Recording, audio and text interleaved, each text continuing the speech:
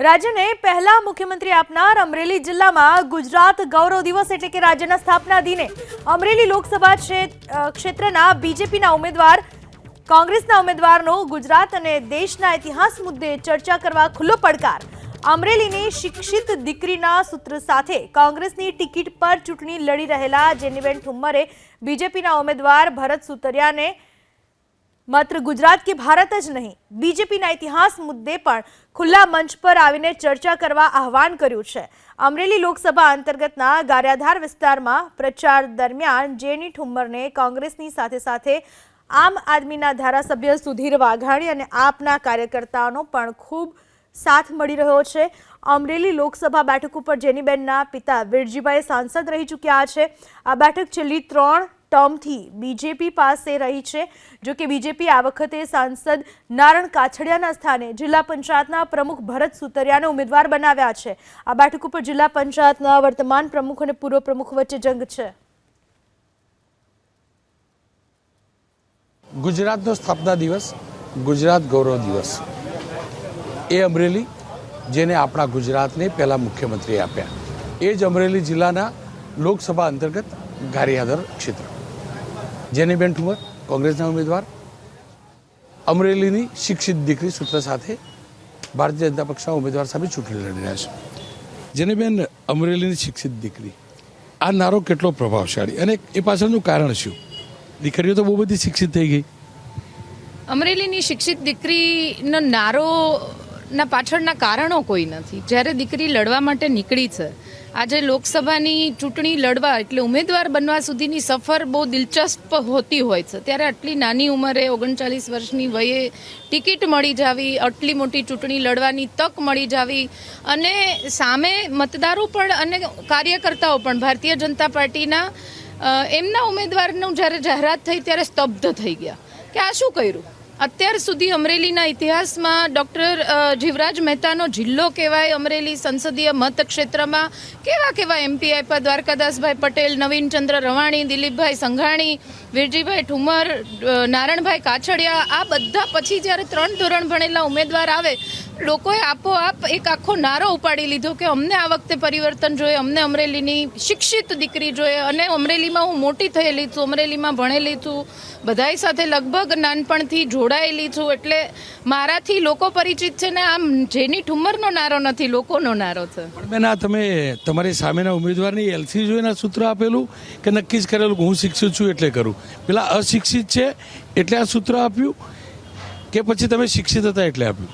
મેં કીધું કે આ નારો જેની ઠુમ્મરે આપેલો નથી, આ નારો કોંગ્રેસ પાર્ટીએ આપેલો નથી, કાર્યકર્તાઓએ આપેલો।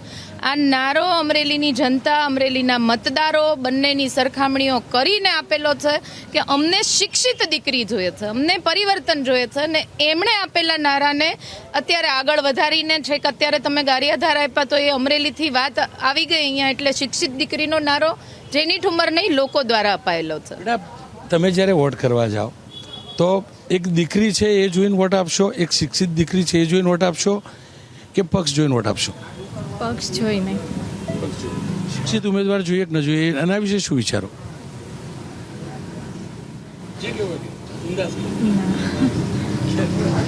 કેમ કે આખા ક્ષેત્રોનો મેં અભ્યાસ કર્યો તો 3 ક્ષેત્રો મને એવા લાગ્યા કે જ્યાં કોંગ્રેસ માટે રમેશ કપડા ચડાયા છે, એ પૈકીનું ગારિયાધાર પણ છે। ગારિયાધારમાં ચોક્કસથી ઓપોઝિશન આમ આદમી પાર્ટી ચોક્કસથી જીતી, બીજેપી વિધાનસભાને જીતી, પરંતુ તમામ વખતે લીડ ગારિયાધારથી કોંગ્રેસ કાપી નથી શકતું। આ સંજોગોમાં આ વખતે ગારિયાધારથી શું અપેક્ષા? આ સંજોગોમાં આ વખતે ગારિયાધારથી અપેક્ષા નહીં, ગારિયાધાર ઉપર મને ચોક્કસ વિશ્વાસ છે, કારણ કે 2022ની જે ચૂંટણીઓ થઈ એમાં ગારિયાધારની જનતાએ લગભગ 15 થી 20 વર્ષ પછી એક પરિવર્તનની નેમ લીધી અને એ પરિવર્તન કરી બતાવ્યું। અમારા સુધીરભાઈ વાઘાણી આમ આદમી પાર્ટીના ધારાસભ્ય અમારી સાથે છે, લોકોમાં ગામ ગામ સુધી જઈને પોતાનો સંદેશ આપ્યો, લોકો સમજ્યા અને આમ આદમી પાર્ટીનું બટન દબાયું હોય એના ઉપરથી ચોક્કસ કહી શકું કે ગારિયાધારની જનતા બીજેપી સાથે કે બીજા કોઈ પક્ષને એનામાં એ નથી જોતું, પણ ઉમેદવાર ચોક્કસ એમને પોતાનામાંનો એક મળી જાય, એક નેરો સેટ કરી દે તો ગારિયાધારની જનતા પરિવર્તન માટે રેડી જ હોય છે, આ વખતે પણ રેડી છે। સુધીરભાઈ, કેમ કે ગઈ વખતે તમે જીત્યા, આ વિસ્તારના લોકોએ કોંગ્રેસને વોટ નહીં આપ્યો. મેં કોંગ્રેસના ઉમેદવાર મળ્યા એમને કહ્યું કે ત્રીજા નંબરે રહે. તો આ વખતે શું આમ આદમી પાર્ટી કેમ કે છે નહીં અને ચોક્કસથી ગઠબંધન છે, પણ આમ આદમી પાર્ટીનું જે સમર્થન છે એનો ફાયદો ગેનીબેનને મળશે ખરો? ચોક્કસ ગેનીબેનને મળશે. અને જેનીબેનને અને જે તમે આગળિયા કીધું એમ કે જે નારો આપ્યો છે એ ગારિયાધાર પંથકમાંથી જ છે કે અમે શિક્ષિત ઉમેદવારને, શિક્ષિત દીકરીને વોટ કરશું. અને બીજેપીના ઉમેદવારને જોઈને જ પબ્લિકે કમ્પેર કરી લે છે અને સ્વયંભૂ નીકળેલો નારો છે. તો ડેફિનેટલી 100% અને અગાઉ પણ જે ગારિયાધારની જનતા છે આ કરી ચૂકી છે કે જે ગારિયાધારની જનતા પોતાનો વોટ ચેન્જ કરીને જો આમ આદમી પાર્ટી થર્ડ ફ્રન્ટ મને આપી શકતી હોય તો બેનનો શિક્ષિત નારો જ એમને બુલંદ કર્યો છે તો 100% આ વખતે લીડ કપાઈ રહી છે અને દેખાઈ રહ્યું છે. જેનીબેન, જો હું પણ કન્ફ્યુઝ થઈ ગયો, ગેનીબેન ને જેનીબેન બે જ બહેનોની ગુજરાતમાં ચર્ચા, જેનીબેન ને ગેનીબેન. કોંગ્રેસના ઉમેદવારોમાં પણ આ બેની જ ચર્ચા. શું કારણ? કોંગ્રેસના ભાઈઓ બહુ બધા દૂર ભાગ્યા, ભાજપમાં પણ ગયા, બહુ ઓછી બહેનો કોંગ્રેસ છોડી અને દૂર ગઈ. શું કારણ બહેનોની ચર્ચા વધુ, જેની હોય કે ગેની હોય? રોનકભાઈ, 2015માં જ્યારે જિલ્લા પંચાયતની પ્રમુખ બની એના પછી સંગઠનના વિવિધ ફ્રન્ટ ઉપર કામ કર્યું એટલે એક અલગ પ્રકારનો કોન્ફિડન્સ બિલ્ડઅપ થઈ ગયો. ગેનીબેન પોતે પણ ધારાસભ્ય રહી ચૂક્યા, આ બીજી વખત ચૂંટાઈને આવ્યા, બનાસકાંઠાની જનતા સાથે જોડાયેલા છે. એટલે અમે લોકો બંને બહેનો, બીજા લોકોનો શું કેમ્પેન છે, કેવી રીતના ચાલે છે અત્યારે આમાં વ્યસ્ત હોવાના લીધે હું જાણી શકી નથી, પણ ગેનીબેનને ચોક્કસ નજીકથી ઓળખું છું. અમે લોકો માટે લડનારી બહેનો છીએ. બહાર આવીને કોઈના પ્રશ્નો હોય, વેપારી હોય કે ગરીબ હોય, મધ્યમ વર્ગ હોય, યુવાન હોય, ખેડૂત હોય, દરેક વર્ગ માટે અમે બોલેલા છે. દરેક વર્ગ માટે અમે રસ્તા ઉપર આવીને વિરોધ કરેલા છે.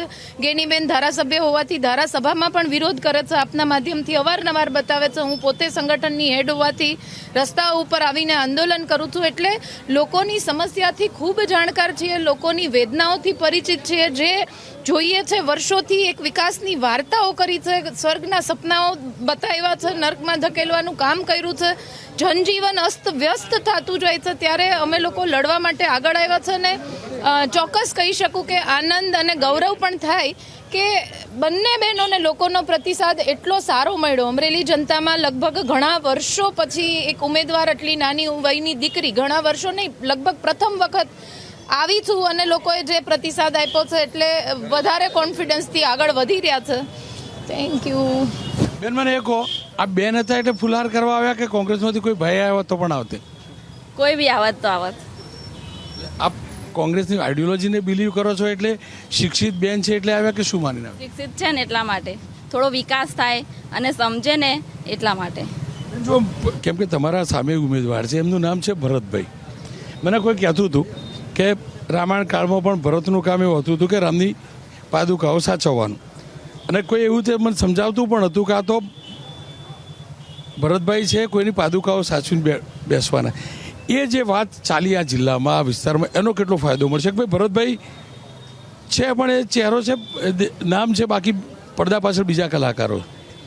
ભારતીય જનતા પાર્ટી જ્યારે 400 ને પાર ને 26માંથી 26ની વાતો ગુજરાતમાં કરતી હોય ત્યારે જો પોતાની જીત નિશ્ચિત માનવાની વાત કરી હતી તો પછી અમરેલીની ખાસ કરીને જનતા સાથે ભારતીય જનતા પાર્ટીએ દગો કર્યો છે. તમે આવી રીતનો ઉમેદવાર જે લોકોને સ્તબ્ધ કરી દે, જે કાર્યકરોને સ્તબ્ધ કરી દે, જેમના ભણતરનું કે જેમને પોતે જિલ્લા પંચાયતના પ્રમુખ હોવાથી લોકોએ જોયેલું છે કે એમના કામગીરી, એમની આવડત, આ બધું જ કઈ કક્ષાનું છે, કયા કારણો અને સમીકરણોથી ઉમેદવાર બનીને આવ્યા, આ બધું જાણ્યા પછી હું એવું માનું છું કે લોકશાહીની મજાક ભારતીય જનતા પાર્ટીએ અમરેલી જિલ્લાના મત ક્ષેત્રની જનતા સાથે કરી છે. ત્યારે આ વખતે જનતા કોઈ એવી રીતના મોટા નેશનલ મુદ્દાઓ ઉપર, પ્રધાનમંત્રી ઉપર, આ બધા મુદ્દાઓ પર વાત નહીં કરે, પણ સરકારમાં, કેન્દ્રમાં જઈને અમરેલીનો વિકાસનો જવાબદારી કોણ લઈ શકે, અવાજ કોણ ઉઠાવી શકે, પ્રધાનમંત્રીના નામે વોટ માંગે પણ પ્રધાનમંત્રી કક્ષા સુધી રજૂઆત તો અહીંથી ચૂંટાયેલો પ્રતિનિધિ કરી શકવાના છે.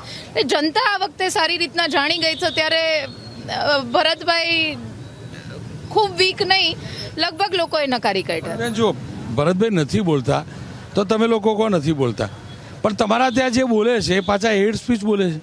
આ પણ તો છે, હેડ સ્પીચ આપવી, આડાવડા શબ્દો બોલવા, કોઈને પોપટ કહેવું, એના કરતાં મૌન રહેવું સારું. જો આ તો લોકશાહીની ચૂંટણીઓ છે તમે મૌન રહેવાનું તો માનનીય મુખ્યમંત્રી આવ્યા ત્યારે કીધું હતું કે ઉમેદવારને મૌન રાખજો, મૌન ન રાખી શક્યા તો 500 ને પાર કરી દીધા. આપના માધ્યમથી આજે ઓપન ચેલેન્જ કરવા માંગુ છું કે એક પણ મુદ્દો આ સામેની પાર્ટીના આપનો ભવ્ય વિજય થાય એવી ઈશ્વર પાસે અલ્લાહ પાસે દુઆ. અને અમે જન્મજાત કોંગ્રેસ જેવીને અમારી ઉમ્મીદ છે કે કેન્દ્રની અંદર કોંગ્રેસનું શાસન આવે અને પ્રજા સુખાકારી જિંદગી જીવે. ધન્યવાદ. ભરતભાઈ વાળી વાત કરતા તમે. એટલે કેવા હું એવું માંગતી હતી, 500 ને પારની વાત કરી. લોકશાહીમાં કોઈ મજાક ઉડાવવાની વાત નથી, પણ લોકોને જાણકારી હોવી જોઈએ એના ઉમેદવારો કોણ છે. હું પણ તો એને બેન અચાનક બોલાઈ ગયું. માધ્યમથી ઓપન ચેલેન્જ ઉમેદવાર તરીકે કરું છું કે બંને ઉમેદવારને, હું સામેના ઉમેદવારને કહું છું કે એ પસંદ કરી લે. એમના પસંદગીવાળા ટોપિક ઉપર હું ચર્ચા ખુલ્લા મંચ ઉપર કરવા માટે તૈયાર છું. એ એમ કે મારે ભારતીય જનતા પાર્ટીના ઇતિહાસ ઉપર ચર્ચા કરવી છે તો પણ કરવા માટે તૈયાર છું. એ એમ કે મારે 1947 પછી આઝાદી મળી, 1947 પછીના ભારતથી લઈને 2024 સુધીના ભારતની ચર્ચા કરવી છે તો પણ તૈયાર છું. એમનું મિશન 2047નું ભારત કેવું હોવું જોઈએ 2047ના મિશન ઉપર ચર્ચા કરવા તૈયાર છું. એમના મેનિફેસ્ટો ઉપર ચર્ચા કરવા તૈયાર છું. તમે કહો એમાં જનતા નક્કી કરશે તમારા માધ્યમથી કે એ ઉમેદવારની પસંદગી કયા સંજોગોમાં ને કઈ પરિસ્થિતિમાં કરવા માંગે છે. આટલી કોન્ફિડન્ટ છું ત્યારે તમે ભારતીય જનતા પાર્ટીના તમારા માધ્યમથી એમના ઉમેદવારને જે ચેલેન્જ ફેંકી છે એનો કંઈક પ્રતિસાદ અમને અપાવો એવી આશા રાખું છું. જુઓ, અહીંયા અમરેલીની તો સ્થિતિ જુઓ બેન. એક જિલ્લા પંચાયતના પૂર્વ અધ્યક્ષ અને એક જિલ્લા પંચાયતના અધ્યક્ષ, પણ હકીકત એ છે કે અમરેલી જિલ્લાનો તમારા સમયમાં વિકાસ નહીં થયો, એમના સમયમાં વિકાસ નહીં થયો. તમારા પિતાશ્રી એટલે કે કોંગ્રેસના સાંસદ હતા ત્યારે પણ આ જિલ્લાને અન્યાય થયો, આ વિસ્તારને અન્યાય થયો. બીજેપીના 15 વર્ષથી રહ્યા તો અન્યાય થયો. છેલ્લે નુકસાન તો અમરેલીને થયું ને. એક્ઝેક્ટલી હું કહેવા માંગીશ એમાં વિરજીભાઈથી લઈને છેલ્લે નારણભાઈ સંસદ સભ્ય આવ્યા. વિરજીભાઈએ છેલ્લે મહુવા સુરતની ટ્રેન મંજૂર કરાવી ત્યારે તો એ મહુવાના સાંસદ પણ નહોતા, ત્યારે મહુવા વિસ્તાર સંસદીય મત ક્ષેત્રમાં નહોતો આવતો. એમના કાર્યકાળમાં જે સૌથી વધારે ભારત દેશમાં પ્રશ્ન પૂછનારા એમપીનો એમનો નંબર પણ આવેલો હતો કે અમરેલી જિલ્લાના વિકાસ માટેના પ્રશ્નો. તમે 2017થી 2022 સુધીમાં અમરેલી જિલ્લાના 5 ધારાસભ્યો જ્યારે ચૂંટાઈને આવ્યા અવારનવાર આપના માધ્યમથી વિધાનસભામાં એમને બોલતા ગુજરાતની જનતાએ જોયા છે. એના પછી અત્યારે 2022ની ચૂંટણી થઈ, એમાં 156 સીટવાળી સરકારને હજી પણ ગળા મળીને અમારા લઈ જાય છે. અમારા હોય કે XYZ બધા જ પાર્ટીના ધારાસભ્યો ગયા, એનાથી નુકસાન થયું. તમને પ્રચારમાં શું જોઈ રહ્યો? બહુ બધા અહીંથી પણ ગયા તો સુધીરભાઈ અડીખમ ઊભા છે અત્યારે. એટલે અમારા પ્રચારમાંથી કોઈ ગયા, કોણ ગયા, કયા સંજોગોમાં ગયા, એનાથી જનતા આ વખતે એકદમ અલગ મૂડમાં આવી ગઈ છે. બધાને ખબર, હમણાં અર્જુનભાઈ ભારતીય જનતા પાર્ટીમાં ગયા છતાં પણ એમણે કીધું કે ઈડી, CBI, ઇન્કમટેક્સ આ બધી રેડોથી બીક લાગીને બીજા એનકેન પ્રકારોના દબાણોથી જાય છે. ઠીક છે, એમનો પ્રશ્ન છે, પણ જવાથી હવેની જનતા જે છે આપણે 21મી સદીની વાત કરી રહ્યા છો ત્યારે હવે જનતા સ્વીકારશે નહીં કે તમે જાઓ છો તો તમારા સ્વાર્થથી જાઓ છો, અમારા ભલા કરવા માટે નથી જતા. જો થવાનું હોત તો 156 સીટવાળી સરકારમાં ગુજરાતનું ભલું થઈ ગયું હોત 2 વર્ષ તરફ જોતો. કેમ કે ચૂંટણીમાં જગદીશભાઈનું કહેવું ગઈકાલે જગદીશભાઈ ઠાકોર કે લાલ લીલું પાણી વેચાશે, એમનું કહેવાનું સીધું હતું કે દારૂ વેચાશે.